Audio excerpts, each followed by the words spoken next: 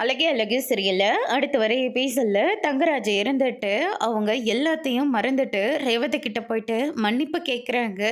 தரணியை பற்றி கொஞ்சம் யோசிச்சு பாரு, அவன் நீ இல்லாமல் எப்படி இருப்பான்?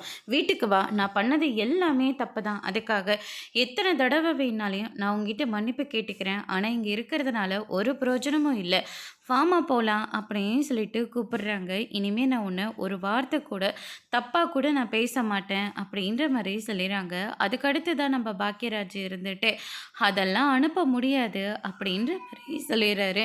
கொஞ்சம் தரணியை பற்றி யோசி அப்படின்ற மாதிரி சொன்னதுனால தங்கராஜ் இருந்துட்டு அண்ணன் பேச்சுக்கு மரியாதை கொடுக்கறதா இருந்தா நீ இப்போவே உள்ளே போ அது அப்படி சொன்னதுனால ரேவதி உள்ளே கிளம்பி போயிடுறாங்க. தங்கராஜ் இருந்துட்டு என் மேலே இருந்த ஒரே நாளில் எல்லா மரியாதையும் போயிடுச்சுல்ல மாமா அப்படின்னு சொல்லிட்டு தங்கராஜ் எதுவுமே பேசாமல் அங்கேருந்து உள்ளே கிளம்பி போயிடுறாரு. அதுக்கடுத்து தான் வீட்டுக்கு போனதுக்கப்புறமா தரணியை தங்கராஜால் சுத்தமாக சமாளிக்கவே முடியல. எனக்கு அம்மா வேணும் அம்மா வேணும்னு சொல்லிட்டு பயங்கரமாக அடம் பிடிச்சிட்ருக்காங்க. உங்கள் அம்மா வேணா உங்கள் அம்மாவை ஃபோன் பண்ணி வர சொல்லுடா, அதை விட்டுட்டு இங்கே என்ன டார்ச்சர் பண்ணிட்டு இருந்தா என்னடா அர்த்தம்? சாப்பிட்டியா? முதல்ல சாப்பிட்ற வழியை பாரு அப்படின்ற மாதிரி திட்டி விட்டுறாங்க.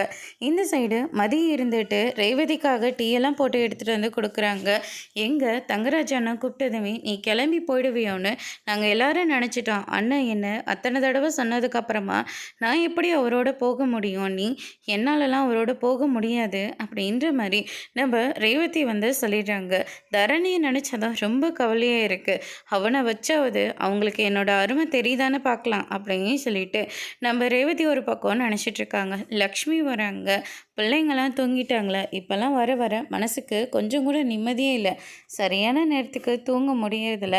அதுக்கப்புறம் நெஞ்செல்லாம் படப்படன்னு அடிச்சுக்குது. என்னன்னே தெரியல அப்படின்ற மாதிரி சொல்லிடுறாங்க. செக்கப் பண்ணிக்கலான்னா அதுக்கு அவங்க அப்பா விடவே மாட்டேங்கிறாரு. அவர் விட்டால் என்னென்னா நீங்கள் போய் பண்ணிக்க வேண்டியதானே, எல்லாத்துக்கும் அவர் சொல்கிறதானா அப்படின்னு சொல்லிட்டு ரேவதி சொல்லிடுறாங்க. அம்மாவுக்கெல்லாம் இது ரொம்ப தேவைதான். ஏன்னா எதுக்கு எடுத்தாலையும் அப்பாவுக்கு சப்போர்ட் பண்ணிட்டு இவங்களும் எக்ஸ்ட்ராவாக பேசிக்கிட்டு இருக்காங்கல்ல, அதனால் அம்மாவுக்கெல்லாம் இது தேவைதான் அப்படின்னு சொல்லிட்டு ரேவதி ஒரு பக்கம் சொல்லிடுறாங்க. இந்த பக்கம் தங்கராஜோட அம்மா சமைக்கிறது அவருக்கு சுத்தமாக பிடிக்கவே இல்லை. ரேவதி இருந்திருந்தான் இந்நேரம் இப்படியெல்லாம் சமைச்சிருப்பா அப்படின்னு சொல்லிட்டு ரேவதியை நினச்சி தங்கராஜ் ரொம்பவே வருத்தத்தோடு இருக்காங்க. அதுக்கு அடுத்ததாக சுரேஷ் ரூமுக்கு போனதுக்கப்புறமா ரே என் வேலை எப்படி போச்சுன்னு தெரியுமா அப்படின்னு சொல்லிட்டு நம்ம மதி ஆரம்பிக்கிறாங்க. ஆனால் அதுக்குள்ளே ஸ்டேஷன்லேருந்து ஃபோன் பண்ணி அவரை டார்ச்சர் பண்ணதுனால அவங்களால சொல்லவே முடியல. அப்படி தங்கராஜை பற்றி உண்மையாக சொன்னால் சுரேஷ் அடுத்து என்ன செய்வார்ன்றது வெறுப்பு எபிசோடில் பார்க்கலாம். தேங்க்யூ.